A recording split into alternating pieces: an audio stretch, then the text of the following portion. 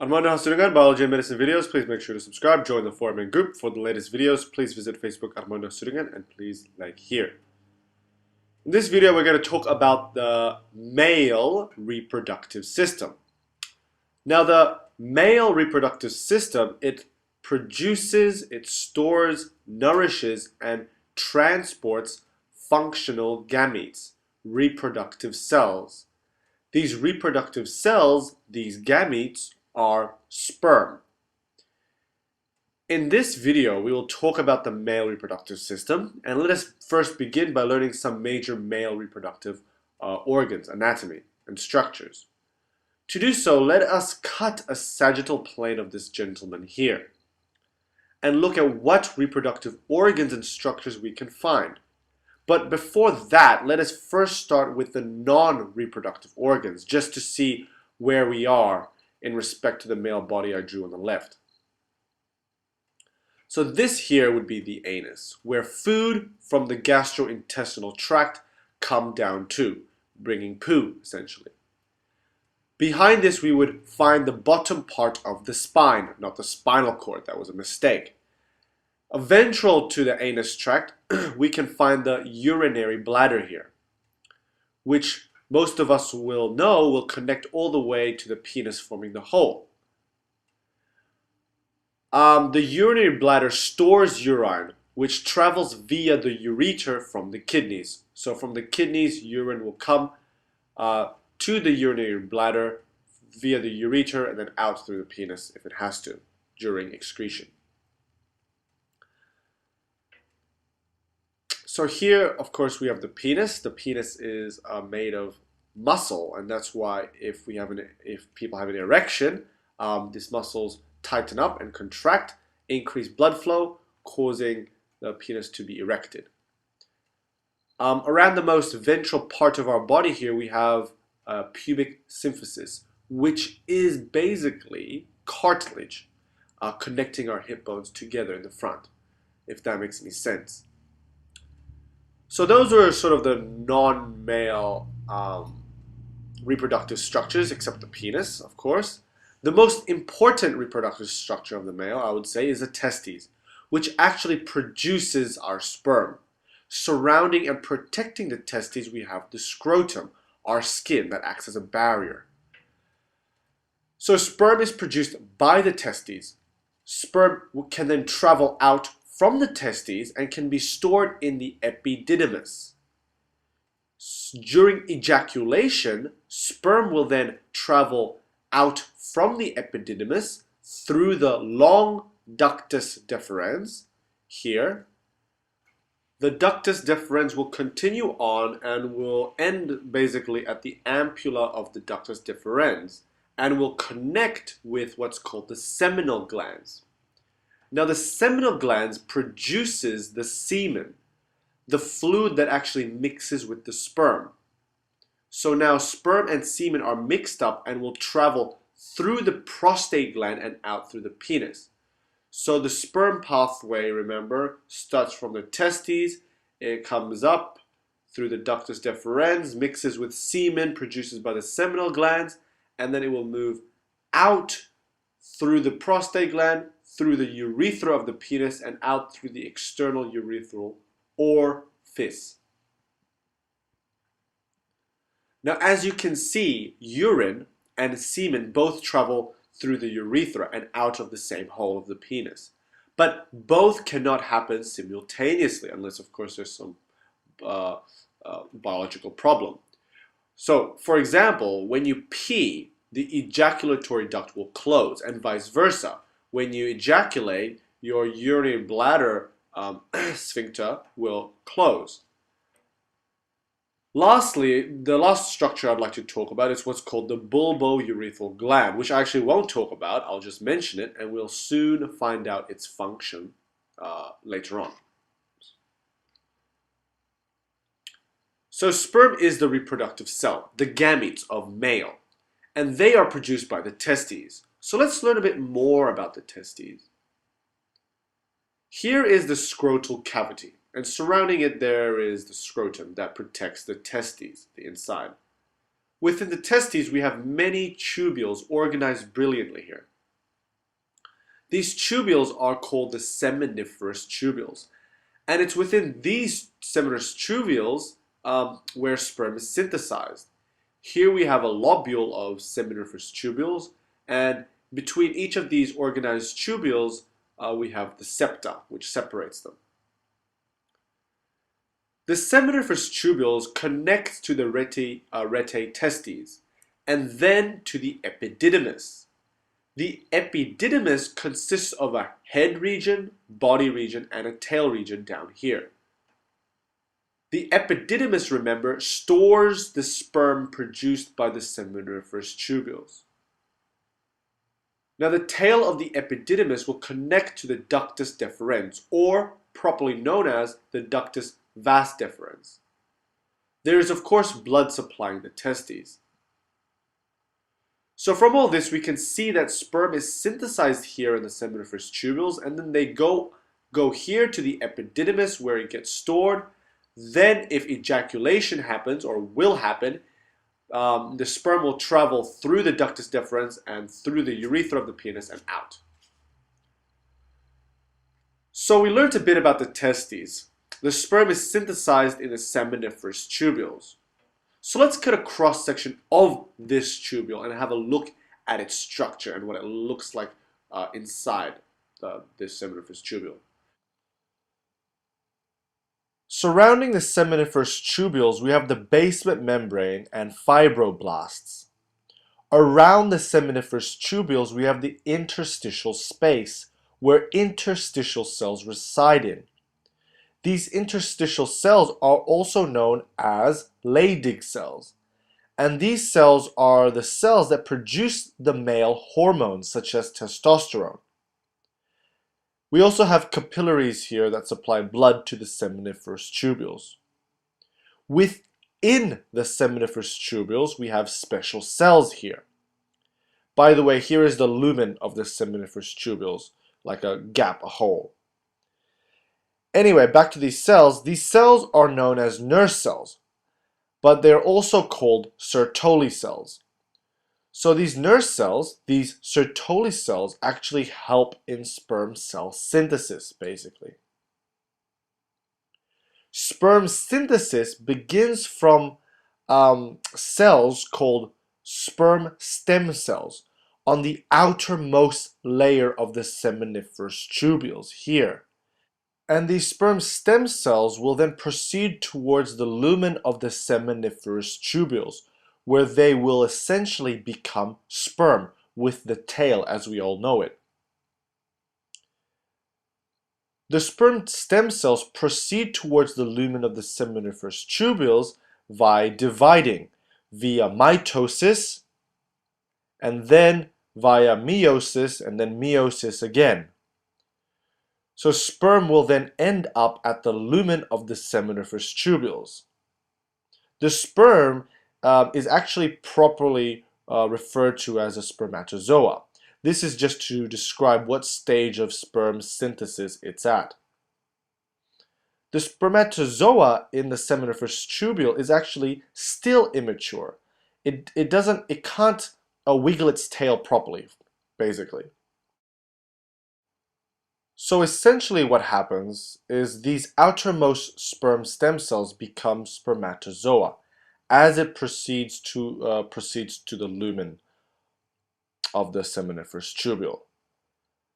From the lumen of the seminiferous tubule, these immature spermatozoa will then travel towards the epididymis, where it will mature and get stored, ready for release during ejaculation.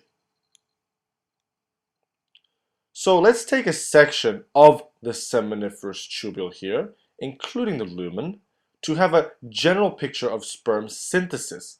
Remember, we are only going to look at a general explanation. It will not go into that much detail.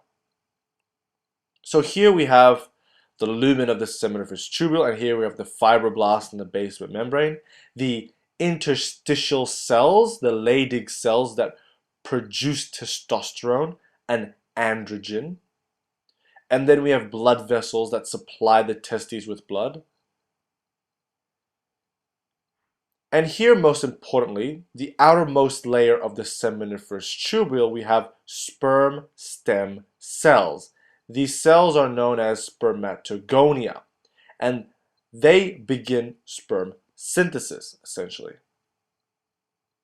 The first part of sperm synthesis is called spermatogenesis. Spermatogenesis is basically when you have the spermatogonia divide to replicate itself, a process known as mitosis. So the spermatogonia via mitosis will form daughter cells. These daughter cells are known as the primary spermatocyte. Now, these primary spermatocytes are pretty important because they are what begin meiosis, which is a special form of cell division to produce male gametes, in this case, sperm. So two meioses actually occur. First of all, the primary spermatocyte will produce secondary spermatocytes via meiosis. So here we have one primary spermatocyte making two secondary spermatocytes. Then a second meiosis occurs when these secondary spermatocytes will form spermatids. In this example I'm drawing, we have one secondary spermatocyte forming two spermatids, respectively. So if you got confused there, we had two meiosis occurring. One from the primary spermatocyte to the secondary spermatocyte, and then the second meiosis from the secondary spermatocyte to the spermatid. Now, once the spermatids are formed, this actually completes the spermatogenesis process. But after spermatogenesis, you have another process called spermiogenesis that essentially allows spermatids to develop and become immature spermatozoa in the lumen. The immature spermatozoa, which are in the lumen, can then travel to the epididymis for maturation and storage, ready for release. I forgot to mention another type of cell known as nurse cells, which help in sperm synthesis. It particularly supports spermatogenesis. These nurse cells are also known as Sertoli cells. So I hope sperm synthesis made some sense. If it didn't, I will hopefully make a video on sperm synthesis. So now that we know some anatomy and physiology of sperm synthesis, let's look at all this in a bigger picture. So looking at the male reproductive organs. So here is the penis, and the urethra here will join to the urinary bladder. The urinary bladder up here stores urine, and the ureter will connect the urinary bladder to the kidneys. So the ureter will actually bring urine to the urinary bladder for storage. The tube that connects the urinary bladder to the outside of the body is known as the urethra. Here. Now let's look at the main male reproductive structures. So here we have the testes. Let's take a closer look at the testes. Here again we have the seminiferous tubules of the testes. And they actually produce spermatozoa, remember? The immature spermatozoa. Spermatozoa, again, is just sperm, the reproductive cell of the male, the gamete. The immature spermatozoa will then move towards the epididymis here, which will store and protect the spermatozoa. It also supports its maturation, and it is also a recycling center for damaged spermatozoa. So spermatozoa, the sperm, is stored here in the epididymis, and when ejaculation occurs, the spermatozoa, which is now mature, will move along the ductus deferens, ductus vas deferens. The vas deferens begins at the tail of the epididymis. It also can contract to support spermatozoa movement and transport to the penis, to the urethra. It also can support spermatozoa for a short duration, so it can be used for storage for spermatozoa for a short duration. And so when ejaculation happens, the mature spermatozoa, they will move along the ductus vas deferens and will connect to the urethra tube. Now let's look at the accessory glands of the male reproductive system. The sperm that comes from the epididymis or vas deferens during ejaculation will join with another tube forming the ejaculatory duct. The sperm will mix with a fluid being secreted by the structure here called the seminal glands. The seminal glands will secrete what's called the seminal fluid that will make up 60% of the semen volume. It will contain things to support sperm. It contains fructose for energy, prostaglandins to support sperm movement, as well as fibrinogen. So what is the semen? Well, semen is essentially fluid that contains things to support sperm traveling during ejaculation. So the sperm, remember, is the reproductive cell, and the semen is the fluid that the sperm travels in during ejaculation.